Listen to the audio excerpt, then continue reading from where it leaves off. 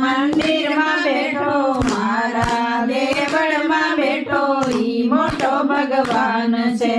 પથરા પૂજવાની મારે હવે શું જરૂર છે, મારા મંદિરમાં બેઠો મારા દેવળમાં બેઠો ઈ મોટો ભગવાન છે।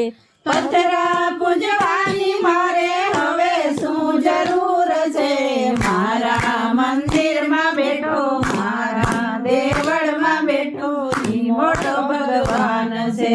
ગંગા ને જમના હું તો આઠે પોર નાવ છું, ગંગા ને જમના હું તો આઠે પોર નાવ છું।